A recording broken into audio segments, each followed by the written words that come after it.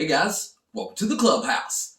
I'm Billy Jackson, and today's review is going to be on Book of Boba Fett Season 1. Okay, now, I know I wear this shirt all the time. Look, it's one of my personal favorites, but it's the only one that had Boba Fett on it. Okay, so just give me a break. Book of Boba Fett. Whew! Now, anybody who knows me knows that Star Wars, of course, is my favorite franchise of all time. And Boba Fett ranks up there as one of my favorite characters. Of course, Luke is my favorite character. And then you got Darth and Han Solo and like all the legacy characters, of course, are my favorites. But after them, Boba Fett is right there with them. And I thought he was the coolest guy in Star Wars when I first saw Empire Strikes Back, and then he gets killed off like a chump in Return of the Jedi. But so they bring him back in this show, and I was pumped for it.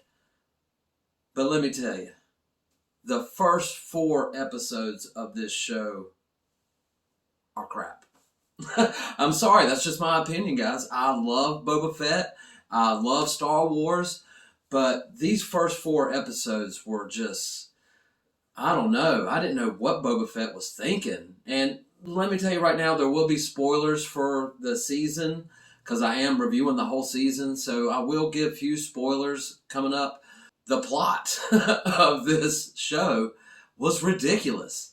I mean, Boba Fett's going to take over the crime syndicate on Tatooine and take over the town of Mos Espa.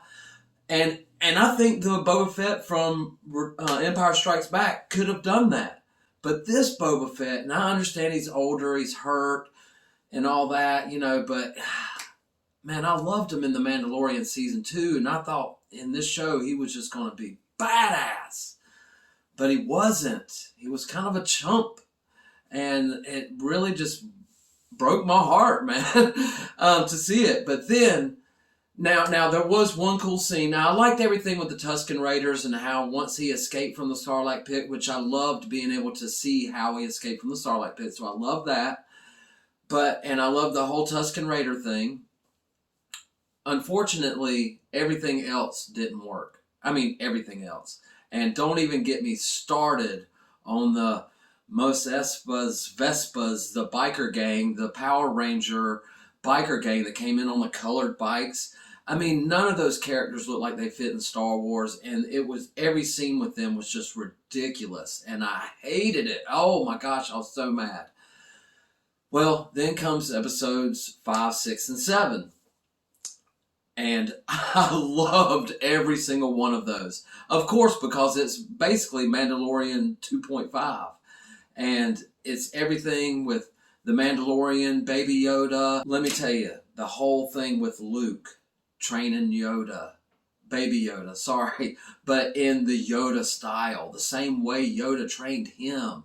And he busted out that green lightsaber. Oh my God. I was like, yes, this is what I want.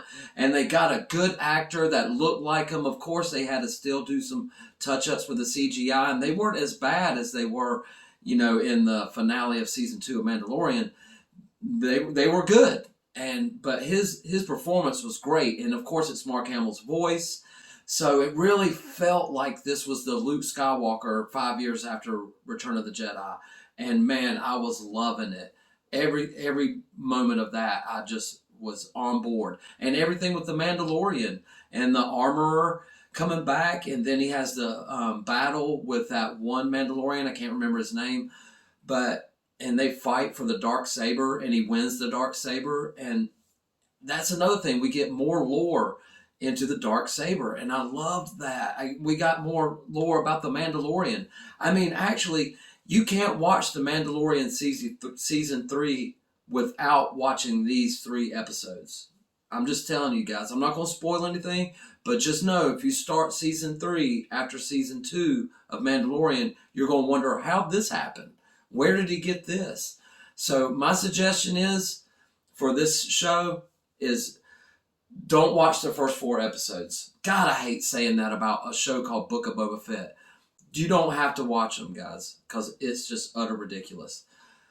Watch episodes 5, 6, and 7. And basically, it's just Mandalorian Season 3. So, if you want everything, Mandalorian and Baby Yoda, if you like all that stuff, just skip episodes 1 through 4 of Book of Boba Fett and just watch 5, 6, and 7. And you'll be good, and it's tight. It'd probably take you just a couple of hours just to get through those 3 episodes. So do that. And that's my suggestion, guys. And that's how I feel about Book of Boba Fett. I hated the first half and absolutely loved the second half.